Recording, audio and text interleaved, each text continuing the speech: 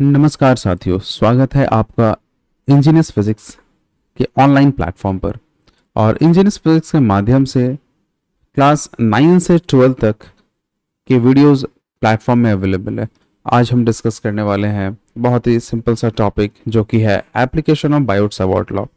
जैसा कि आप देख सकते हो इस स्क्रीन पर, आपको एक डायग्राम दिख रहा होगा। इस डायग्राम में ये जो एक्स एंड वाई है, ये एक्स एंड वाई ये रिप्रेजेंट करता है इस वायर को, और ये फाइनाइट लेंथ का है, right. Finite, it can be 10 centimetre, 20 centimetre, like that, जैसा भी एक फाइनाइट लेंथ होगा।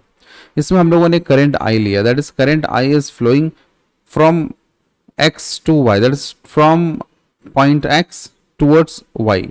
और हमारा एक पॉइंट पी है जहां पर अपने को क्या फाइंड करना है, मैग्नेटिक फील्ड फाइंड करना है।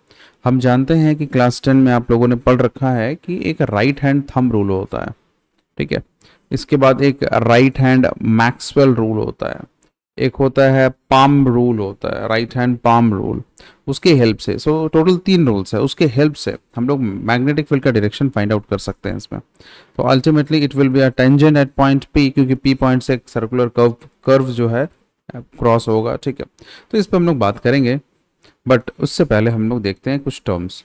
जिस पॉइंट पे हमें मैग्नेटिक फील्ड फाइंड करना है वो इस वायर से ए डिस्टेंस पर है, और ये परपेंडिकुलर हम लोगों ने एक ड्रॉ कर रखा है। और हम लोगों ने यहाँ पे एक एलिमेंट्री लेंथ कंसिडर किया है, right, D L. D L के सेंटर से हम लोगों ने एक लाइन ड्रॉ किया है पॉइंट पी तक, and this is what R vector.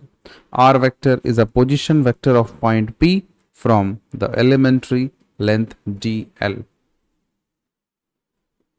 इसके बाद हम लोग ये देखते हैं कि ये आर वेक्टर और ये डी एल वेक्टर, ये दोनों के बीच एक एंगल है थीटा, राइट। पॉइंट पी में एक एंगल हमारा बना है फाई। पॉइंट पी को हम लोगों ने दोनों end X and Y both दोनों के साथ हम लोगों ने कनेक्ट कर रखा है, एक्स एंड वाई के साथ कनेक्ट कर रखा है, so that the angle is phi one and this angle is what phi two. ये एंगल हमारा क्या हो गया, फाई टू हो गया। देखिए डायग्राम के बेसिक्स तो आपको थोड़े क्लियर हो गए होंगे। अब हम लोग चलते हैं डेरिवेशन की ओर और देखते हैं कि किस तरीके से हमारा मैग्नेटिक फील्ड जो है वो कैलकुलेट हो सकता है बहुत ही ईजी वे में, राइट।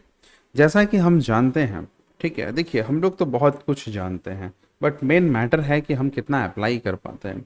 बायोट-सावर्ट लॉ है, इस लॉ के अकॉर्डिंग जो मैग्नेटिक फील्ड एलिमेंट्री डेवलप होता है, ये एलिमेंट्री लेंथ डीएल के वजह से, राइट, इसका फॉर्मूला होता है like mu not upon 4 pi I D L sine theta divided by distance square, right. तो ये हमारा एक मेन फार्मूला है, और ये फार्मूला कहाँ से आया, इस बायोट-सावर्ट लॉ से आया। बायोट-सावर्ट लॉ हमें ये बताता है कि करंट कैरिंग कंडक्टर के चारों ओर जो मैग्नेटिक फील्ड डेवलप होते हैं due to the elementary length D L, उसका वैल्यू क्या होगा। तो उसके लिए ये एक हमारा रिलेशन है, ठीक है। तो इस इक्वेशन का हम लोग यूज करने वाले हैं। So now what we have to do, we have to just transform the equation. अब किस तरीके से हम लोग ट्रांसफॉर्म करेंगे, देखिए ट्रांसफॉर्म करने का मतलब यह है कि हमें यहाँ पर ये जो आप dl देख रहे हो, ठीक है, दिस dl, इस dl को दूसरे फॉर्म में लिखना है, ठीक है, ये dl। इसके बाद आप देख लो ये साइन थीटा, ठीक है, we have to just convert this sine theta also, ठीक है। इसके बाद जो है आप देखो ये जो यहाँ पर a ऑलरेडी लिया गया है, ठीक है, ये कांस्टेंट है, ठीक है। लेकिन अगर ये एलिमेंट्री लेंथ का पोजीशन चेंज हो जाता है, कहीं और दूसरे जगह पे एलिमेंट्री लेंथ हो जाता है, तो वहां से इस पॉइंट का जो डिस्टेंस है वो बदल जाता है, आर वेक्टर का वैल्यू बदल जाता है।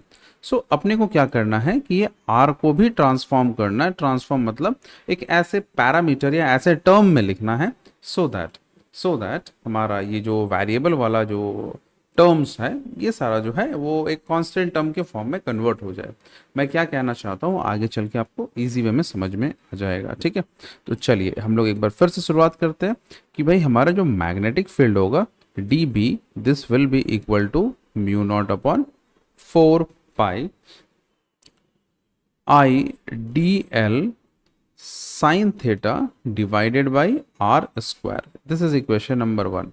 अब हम लोग बात करते हैं ट्राइंगल में, ठीक है। आप जरा देखो ध्यान से, ट्राइंगल ओ पी क्यू, इस ओ पी क्यू में एंगल क्यू हमारा क्या है, ये 90 डिग्री है, ठीक है, चलिए हम लोग देखते हैं इस ट्राइंगल में ये ओ पी क्यू ये हमारा क्या है 90 डिग्री है, दिस इज 90 डिग्री। यहाँ आप देखो एंगल थीटा है और इस जगह पर ये एंगल क्या है फाई दिया हुआ है। तो हम यहाँ पर ट्राइंगल के प्रॉपर्टी के अकॉर्डिंग हम क्या लिख सकते हैं कि तीनों का सम जो है 180 होता है, राइट।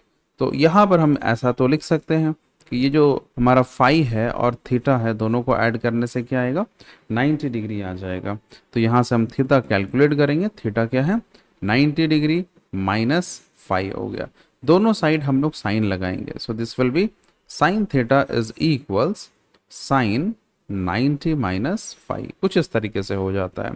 तो ऑलरेडी आप लोगों ने मैथ्स में पढ़ा होगा साइन 90 माइनस जो थीटा होगा साइन 90 माइनस फाइव जो है वो किस में कन्वर्ट हो जाएगा कॉस फाइव में कन्वर्ट हो जाएगा, ठीक है।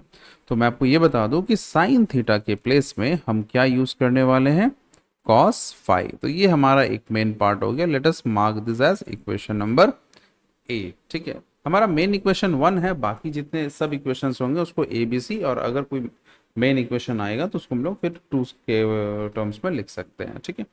चलिए इसके बाद हम देखते हैं जो कॉस फाई है, हम चाहते हैं कि कॉस फाई को दूसरे टर्म्स के फॉर्म में लिखा जाए। व्हाट इट मीन्स, मैं ये कहना चाहता हूँ कि कॉस फाई जो है, अब ज़रा ध्यान दो, यहाँ पर हमारे पास कुछ इस तरीके से ट्राइंगल बना हुआ है, ये 90 डिग्री है और ये जो आप एंगल देख रहे हो ये थीटा है और ये एंगल हमारा क्या है फाई है। हम लोग कॉस फाई निकालेंगे तो फाई है तो ये बेस है और ये परपेंडिकुलर है और ये हमारा हाइपोटेन्यूस हो गया। कॉस का फॉर्मूला क्या होता है बी अपॉन एच होता है, बेस अपॉन एच। अगर आप ध्यान दो तो ये बेस क्या है ए के इक्वल है और एच किसके इक्वल है आर के इक्वल है, right. So this will be B upon H. सो इस तरीके से आ गया। तो यहाँ से हम क्या करेंगे, हमको बेनिफिट क्या मिलेगा, हम आर कैलकुलेट कर सकते हैं, R is equals A upon cos five. और हम लोग ये जानते हैं कि ये जो कॉस फाइव 1/cos फाइव है ये सेक के इक्वल होता है। सो ये ए सेक फाइव हो गया हमारा, ठीक है। तो ये आप देखो ये आर के प्लेस में हम इसको यूज कर सकते हैं। So let us mark this as equation number B. तो अभी तक हम लोगों ने क्या क्या कैलकुलेट कर रखा है, साइन थीटा फाइंड कर लिया है, आर का जो वैल्यू है वो फाइंड किया। अब हमें क्या चाहिए, लेंथ चाहिए डी एल, ठीक है। जैसा कि आप इस इक्वेशन में देखो, देखो मैं आपको ये बता दूं कि आपको ये समझना ज़रूरी है कि हमें चीज़ों को कन्वर्ट करना है, क्यों करना है। तो हम लोगों ने भाई ये साइन को कन्वर्ट कर लिया कॉस फाइव में, ये आर को भी हम लोगों ने कन्वर्ट कर लिया सेक फाइव, मतलब सारे चीज़ों को फाइव के टर्म में हमको कन्वर्ट करना है, ठीक है। अब हमारे पास बचता है क्या है, ये डीएल लेंथ, राइट, ये डीएल। तो उस डीएल के लिए हम लोग क्या करने वाले हैं, तो आप ध्यान दो ज़रा, अगर हम इस ट्राइंगल में ये जो हम लोगों ने ड्रॉ कर रखा है यहाँ पर इस तरीके से है, राइट, दिस इज ए और ये जो है हमारा आर है और ये एल है लेंथ, ये पार्ट दिस पार्ट, राइट। तो यहाँ पर हमारे पास क्या है लाइक थीटा है और यहाँ पर हमारे पास क्या है फाई है। हम क्या करेंगे यहाँ से टेन फाई डायरेक्टली निकालेंगे। आपके मन में आ सकता है कि सर आपने टेन थीटा क्यों नहीं लिया, इसका रीज़न ये है कि हम सारे एंगल को, जो भी थीटा एंगल है उसको हम लोग फाई के टर्म में कन्वर्ट कर रहे हैं ताकि इंटीग्रेशन भी फाई वन फाई टू के टर्म में किया जा सके। टेन फाई, जैसे ही हम फाई को लेते हैं तो ये हमारा बनता है बेस और ये बनता है पी परपेंडिकुलर, राइट, और ये तो हाइपोटेनस है ही। तो टेन का जो फॉर्मूला है वो क्या होता है P upon B, so this is L upon A. तो यहाँ से अब हम एल फाइंड करेंगे, L is equals A ten five, ठीक है। अब हम लोग यहाँ डेरिवेटिव डिफरेंशिएट करेंगे, एल का डिफरेंशिएशन डी एल, ए हमारा यहाँ क्या हो गया कांस्टेंट है, ये टेन का जो इंटीग्रेशन है ये सेक स्क्वायर होता है, तो ये सेक स्क्वायर फाइव हो गया और यहाँ पे हम क्या लिखेंगे डी फाइव लिखेंगे, मतलब डी एल के प्लेस में हम ये यूज कर सकते हैं। आप देख सकते हो कि यहाँ पर हमारे पास ये थर्ड इक्वेशन आ जाता है C. Now using the values from equation number 1, 2 and 3। अब आप ज़रा ध्यान दो तो हम लोग ये जो डी बी है, ठीक है, यहाँ जो डी बी लिखा है इसको हम लोग क्या कर सकते हैं सिंप्लीफाई कर सकते हैं और इसका कुछ तरीका ऐसा होगा, राइट। अब देखो ये D B is equals mu not upon 4 pi into I D L, D L के प्लेस में हम क्या लिखेंगे A sec square phi D phi, ठीक है। इसके बाद इसके बगल में साइन थीटा था, ठीक है, साइन थीटा के प्लेस में हम क्या लिखेंगे कॉस फाई लिखेंगे, डिवाइडेड बाई आर का स्क्वायर है। आप ज़रा ध्यान दो तो आर यहाँ पर क्या है ए सेक फाई है, सो हम लोग यहाँ पर उसके स्क्वायर करेंगे तो ये कुछ ऐसा आएगा ए स्क्वायर सेक स्क्वायर 5। ठीक है, तो ये बहुत ही सिंपल तरीके से हम लोगों ने इसको क्या किया, ट्रांसफॉर्म कर लिया है। अब आप देखो क्या क्या चीज़ें कैंसिल हो सकती है। पहला तो देखो ये सेक स्क्वायर 5 कैंसिल हो गया, यहाँ से ए और ए कैंसिल हो गया, तो हमारे पास जो बचता है वो है D B, that is a magnetic field, right. और इसका जो वैल्यू है वो कुछ इस तरीके से है mu not upon 4 pi into I upon A, और ये कुछ इस तरीके से हो जाएगा कॉस फाई डी फाई। ठीक है, तो हम लोगों ने क्या करा है, आप जरा ध्यान दो कि हमारा जो पहले इक्वेशंस था वो थीटा एल और आर के टर्म में था, अभी हमारा इक्वेशन किसके टर्म में, फाई के टर्म में, क्योंकि आई तो यहाँ कांस्टेंट है, राइट। ए का भी जो वैल्यू है वो भी कांस्टेंट है, तो हम लोगों ने यहाँ पे फाई के टर्म्स में इक्वेशन को कन्वर्ट कर लिया है। अब हमें करना क्या, इंटीग्रेट करना है। क्या करना है, इंटीग्रेट करना है। ठीक है, तो चलिए हम लोग इसको इंटीग्रेट करते हैं। तो इंटीग्रेशन के लिए हम क्या कर सकते हैं यहाँ पे, ठीक है, तो आप देखो जैसे ही हम ये डी का इंटीग्रेशन करेंगे तो ये टोटल मैग्नेटिक फील्ड बनेगा। जो भी कांस्टेंट टर्म है उसको हम बाहर लिखेंगे, म्यू नॉट अपॉन 4 पाई, और यहाँ पर हमारे पास है आई अपॉन ए। इंटीग्रेशन किसका होगा भाई, कॉस फाई का हमारा इंटीग्रेशन होगा, और ये लिमिट हम लगाएंगे -φ1 से φ2 तक लगाएंगे। ठीक है, कहाँ से लगाएंगे, -φ1 से लेकर के φ2 तक हम लोग क्या करेंगे, इस तरीके से लिमिट हम लोग लगाने वाले हैं। ठीक है, तो जैसे हम इसको इंटीग्रेट करते हैं तो आप सभी जानते हो कि कॉस का इंटीग्रेशन क्या होता है, साइन होता है।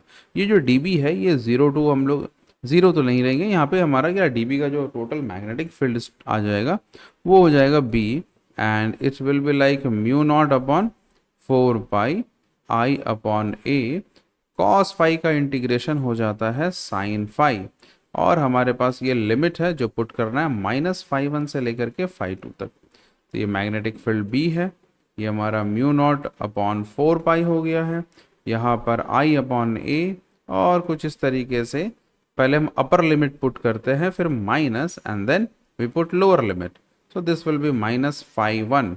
और हम लोगों ने कुछ पढ़ा है कि भाई मैथ्स में कि साइन माइनस थीटा जो है वो माइनस साइन थीटा के इक्वल होता है। मैं आपको लिख के बता रहा हूँ, इससे आपको और अच्छे से समझ में आएगा कि जो साइन के साथ अगर माइनस एंगल में है तो ये माइनस बाहर आ जाता है, तो ये माइनस मतलब इसको हम लोग माइनस साइन थीटा लिख सकते हैं। तो वही प्रॉपर्टी हम लोग यहाँ पे मैथ्स का यूज करने वाले हैं। ठीक है, तो आप देख सकते हो यहाँ पर b is equals mu not upon 4 pi I upon A, और यहाँ पर हमारा बन जाता है, इसको अरेंज करके अच्छे से लिखते हैं तो ये हमारा φ1 को आगे लिख लेते हैं, राइट, साइन φ2। तो इस तरीके से हमारा ये इक्वेशन बन गया। अब ज़रा आप देखो कि ये φ1 φ2 का वैल्यू भी क्या है, कांस्टेंट है। क्यों कांस्टेंट हो गया, द रीज़न इज़ कि ये वायर का लेंथ क्या है, फिक्स है। क्यों, क्योंकि ये फाइनाइट लेंथ का डेरिवेशन है। आई होप आपको ये जो डेरिवेशन है काफ़ी अच्छे से समझ में आ गया होगा। ठीक है, तो मैं आपको एक चीज़ बता दूं कि आज हम लोगों ने क्या सीखा, आज हम लोगों ने सीखा बायोट सेवर्ट लॉ का एक छोटा सा एप्लीकेशन। ठीक है, इस एप्लीकेशन में हमने एक वायर लिया और उसके चारों ओर जो सर्कुलर फॉर्म में एक मैग्नेटिक फील्ड डेवलप होता है। ठीक है, तो उस मैग्नेटिक फील्ड का स्ट्रेंथ कितना होगा due to that current carrying conductor, right. So अगर आपको ये वीडियो बहुत अच्छे से समझ में आया होगा तो डेफिनेटली आप इसके जो नोट्स हैं उसको आप अपडेट कर लोगे, right. And for the more videos like this stay tune with the channel engineers physics. Thank you, bye bye and have a good day.